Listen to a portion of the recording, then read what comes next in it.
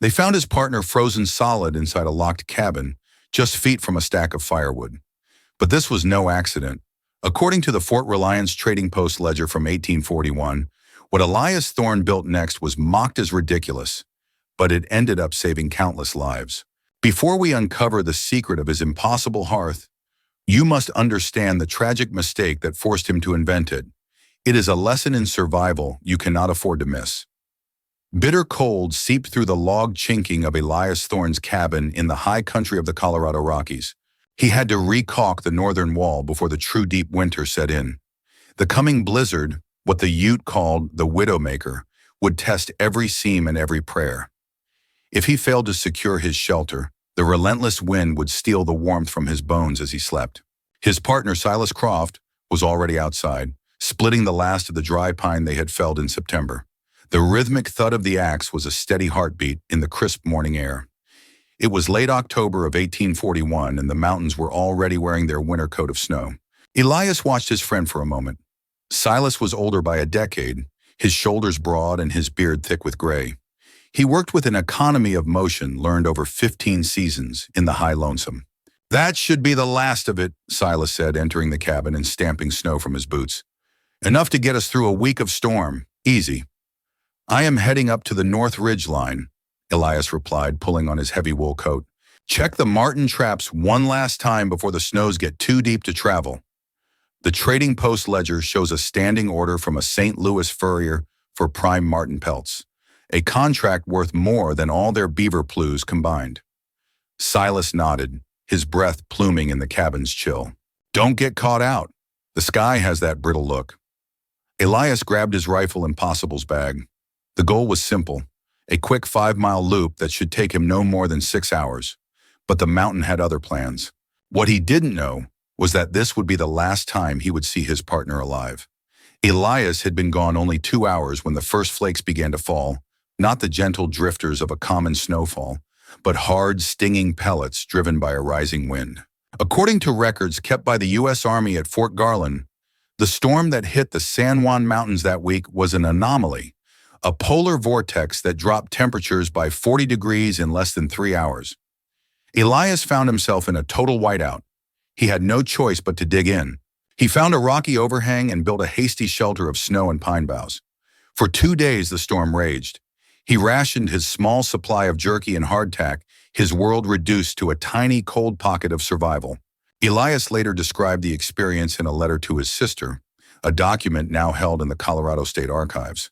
He wrote, "The wind sounded like a dying animal, and the cold was a physical weight.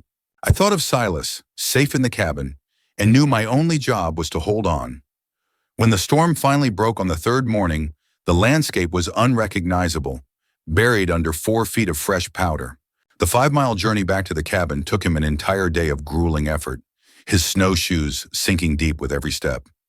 He saw the cabin from a ridge above, a small dark shape in a vast sea of white. There was no smoke curling from the chimney. A cold dread, colder than any blizzard, seized him. The silence was the first thing he noticed. Not the peaceful quiet of the mountains, but a dead, absolute stillness. He pushed the heavy plank door open. The cabin was like an ice cave, the air so frigid it felt sharp in his lungs. Silas was on his bunk, wrapped in every blanket they owned, looking as if he were simply asleep. But when Elias touched his friend's shoulder, the skin was as hard and cold as frozen granite. Silas Croft was dead, frozen solid. Elias stumbled back, his mind refusing to process the scene. The firewood bin next to the hearth was full. The flint and steel lay on the mantel. Everything needed to stay warm was right there. The tragedy was not that Silas had frozen. Men died in the mountains all the time. The horror was that he had frozen inside his own shelter, 20 feet from a full stack of firewood. This could happen to you. It happens more often than you think. Elias had built the fireplace himself, a traditional design of river rock and clay mortar set against the west wall. It drew well and threw off a decent heat, but it had a fatal flaw. It needed to be fed every 2 or 3 hours. The official incident report, filed weeks later by the territory marshal who made a circuit every spring, listed the cause of death as exposure due to exhaustion. The marshal's log, case file 73B, noted that Silas had likely fallen into a deep, exhausted sleep and simply never woken up when the fire died. The cold had crept in and taken him silently. For a week, Elias did not leave the cabin. He kept the fire roaring day and night, a constant, defiant blaze against the cold that had claimed his friend. He sat with the silence, the ghost of that rhythmic axe thump echoing in his memory. He buried Silas on a small rise overlooking the valley, marking the grave with a simple cross made of aspen wood. And as he worked, a single question burned in his mind, hotter than any fire. Why did a man have to wake up in the dark to stay alive? It felt like a fundamental failure of design, a flaw in the very concept of shelter. National Park Service data from modern times shows that even with advanced gear, hypothermia remains one of the top 5 killers in wilderness environments, often striking during periods of sleep or rest. Elias began to study his fireplace not as a source of comfort, but as an enemy. He watched how the flames licked the stone, how most of the heat shot straight up the chimney, wasted into the winter sky. The rocks themselves would get hot, but they cooled almost as soon as the flames died down. The entire system was inefficient, designed only for the present moment. It had no memory of warmth. Anyone who has relied on a campfire for survival knows this truth. The moment you stop feeding it, the cold returns. His grief slowly turned into a cold, methodical obsession. He decided he would not spend another winter at the mercy of a fire that needed constant attention. He would build something better, something that could hold the heat through the longest, coldest night. He was going to build a hearth that remembered the fire. Wait for it. This gets even more unbelievable. He had a plan, but it would require knowledge he did not possess. The following spring, Elias packed up his furs and made the long journey to Fort Reliance, a bustling trading post 80 miles to the south. Other trappers were there, swapping stories and spending their winter earnings on whiskey and supplies. Jedediah Vance, a man known for his loud opinions, saw Elias studying the fort's large communal fireplace. "Finding flaws in the stonework, Thorne?" Jed laughed. "Leave it to the masons. A fire's a fire." Elias ignored him. He spent 3 days doing nothing but observing how different structures dealt with heat. He watched the blacksmith, a quiet German immigrant named Klaus Richter. Klaus's forge, made of thick soapstone blocks, was the center of his workshop. Elias noticed that long after the bellows had fallen silent and the coals were gray, a gentle warmth still radiated from the forge's massive stone base. He approached the blacksmith. "Your forge," Elias said. "It stays warm long after the fire is out." Klaus wiped his hands on a leather apron. "Yeah, the stone, she drinks the heat, then she lets it go slow, very slow. It is about the mass, thermal mass." That phrase, thermal mass, struck Elias like a bolt of lightning. It was the principle he had been searching for. He then observed the post's bakery. The huge brick oven was fired once in the evening. The next morning it was still hot enough to bake biscuits using only the retained heat. The baker explained that the thick, dense bricks acted like a battery for warmth. According to wilderness survival expert, Dr. Sarah Kenwood, a 20-year veteran of high-altitude rescue, the concept of thermal mass is ancient, but it was inconsistently applied on the American frontier. A man who understood it had a staggering survival advantage over his peers. But Klaus gave him a dire warning. "You do not use riverstone for a firebox. Ever." He explained that water trapped deep inside the pores of river rock could turn to steam when heated. The pressure would build until the rock exploded like a small bomb, sending sharp fragments flying across the cabin. Jed Vance, overhearing the conversation, clapped Elias on the shoulder. "See? Stick to what you know. You'll build a death trap, Thorne, a rock bomb." The crate of new tools Elias purchased bore a maker's mark from a foundry in Pittsburgh, a reminder of the industrial world far from these mountains. The mockery from Jed and the others was relentless, but it only hardened Elias's resolve. He bought a heavy stone hammer and a set of chisels from Klaus. Then he did something that made him a legend of foolishness at the fort. He spent a third of his season's earnings to purchase 20 blocks of quarried soapstone, left over from the construction of the fort's new infirmary. They were heavy, dense, and expensive. He arranged for a mule train to haul them 50 miles into the foothills, as far as the trail would allow. The last 30 miles through rugged, trackless wilderness, he would have to haul them himself. He was building a hearth, and he was going to use both the forbidden river stones and the expensive soapstone. He had a theory, a ridiculous, dangerous theory. What would you do in this situation? Trust the common wisdom or risk everything on a new idea? Really think about it. The answer could mean the difference between life and death. Elias spent the early summer hauling those soapstone blocks, 2 at a time on a custom-built pack frame, to a new site he'd chosen for his cabin. The work was brutal, a 30-mile journey he made 10 times. Once the soapstone was on site, he began collecting river stones, not just any stones, but smooth, dense granite ones from a fast-moving section of the Eagle River. He brought them back to his camp and began the process everyone had told him was impossible. He built a temporary kiln, a pit lined with clay, and he began to cure the river stones. He started with a small, low fire, slowly increasing the temperature over 3 days. The idea was to gently bake any trapped moisture out of the rocks, driving out the steam so slowly that it wouldn't cause an explosion.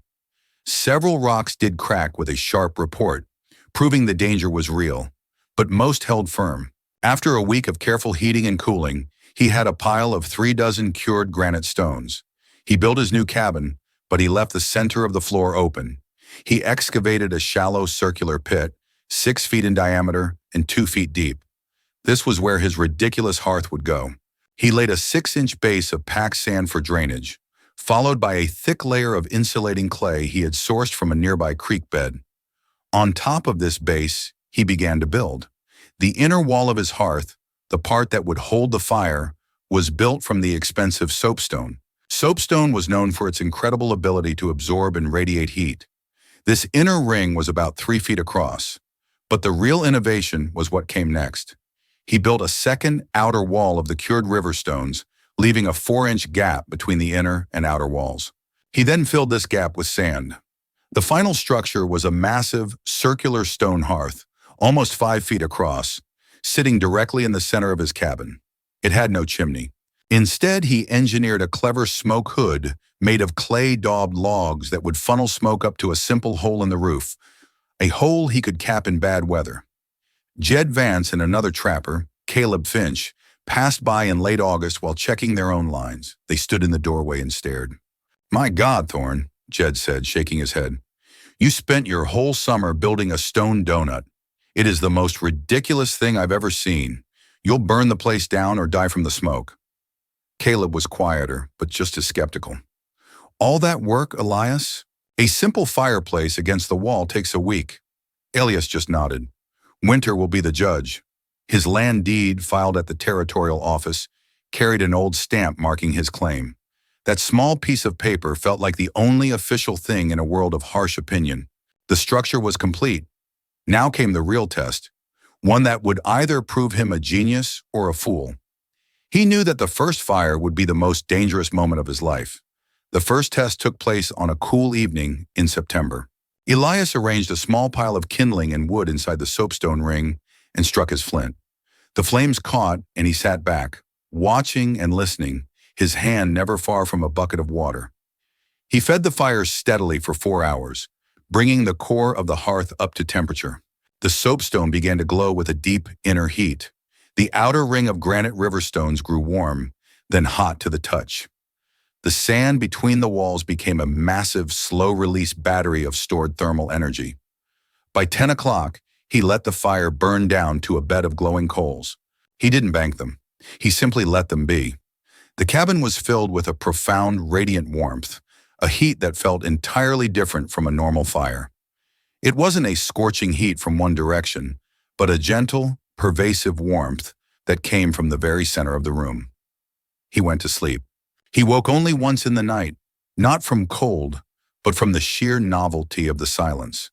There was no crackling fire, yet the cabin was comfortably warm. When he woke to the gray light of dawn, 8 hours later, the cabin was still warm.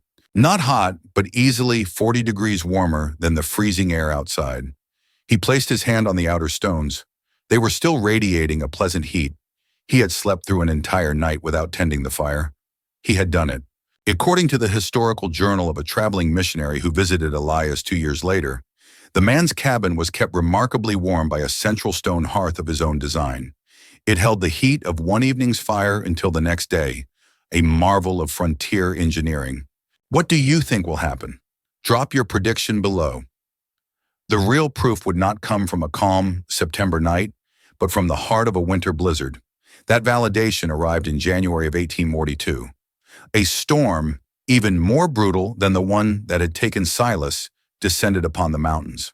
The old-timers called it the Great White Death. For 3 days the wind howled and the snow piled up in monstrous drifts.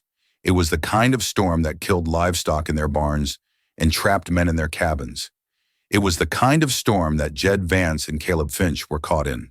Elias, however, was secure. Each evening he would build a strong, hot fire for 4 hours, loading his thermal mass hearth with energy. Then he would let it die down and sleep through the night in a warm, safe cabin. He spent the blizzard peacefully, mending his gear and reading the one book he owned. On the 4th day, the storm broke. Elias dug his way out of his cabin and was greeted by a world of profound silence and blinding white.